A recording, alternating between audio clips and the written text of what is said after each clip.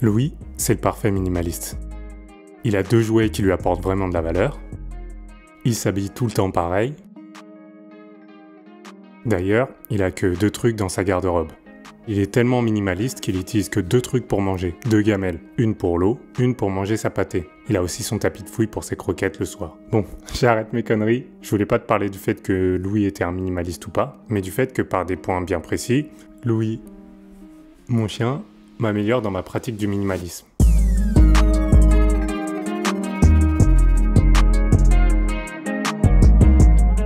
Si tu as l'habitude de voir des vidéos sur le minimalisme, tu dois sûrement voir des sortes d'astuces, des espèces d'injonctions. Qu'est-ce qui est bien pour toi, ce que tu dois faire en tant que minimaliste pour bien débuter, les pires erreurs du minimalisme, comment bien ranger, bien désencombrer. Et vu qu'il y a déjà plein de vidéos sur ça, j'ai décidé d'apporter un angle un peu différent. Parce que vu qu'il y en a déjà plein, en tant que minimaliste, je vais pas essayer d'encombrer YouTube de ça.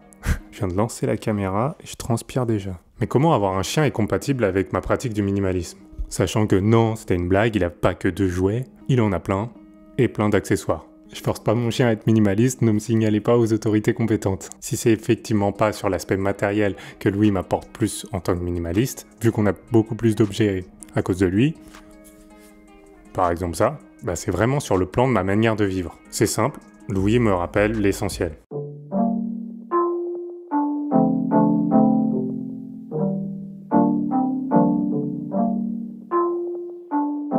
Juste en le voyant vivre simplement, ça me rappelle que j'ai pas besoin de courir après 10 000 choses à la fois. Pour donner un exemple beaucoup plus concret à cette vidéo, je vais te donner un exemple pourquoi le minimalisme, c'est vraiment assez important pour moi. Quand il veut jouer, alors que moi je suis occupé, je me demande si ce truc que je suis en train de faire est plus gratifiant ou plus important que de jouer avec lui.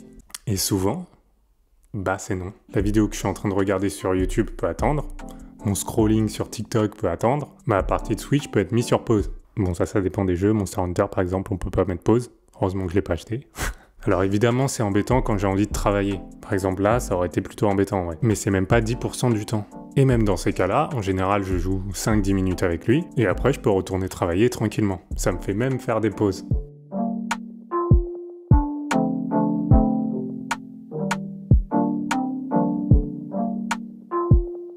Souvent, sur Internet, sur le contenu pour les minimalistes, on se concentre sur des solutions, des rustines, sans vraiment prendre en compte le pourquoi.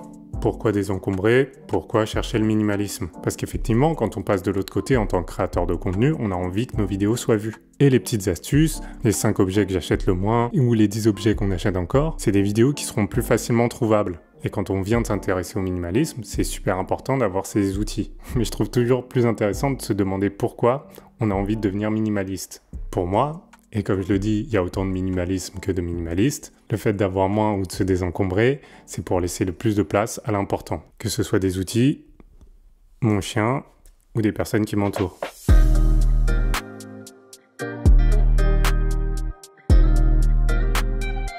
Ça fait presque un mois que j'ai pas sorti de vidéo, j'ai fait une petite pause et hop, on a dépassé les 1000 abonnés.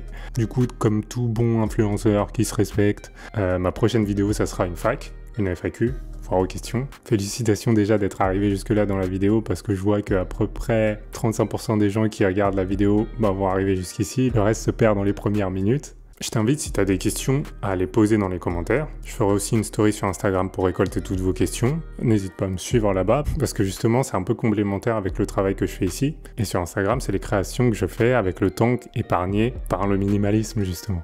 C'était une vidéo assez courte. Voilà, je crois pas que j'ai grand-chose à dire d'autre. Je sors des vidéos toutes les semaines. N'hésite pas à liker cette vidéo si t'as aimé ça. N'hésite pas à t'abonner si t'as adoré.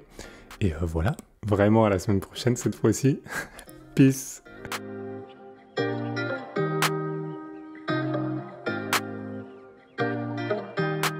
Combien?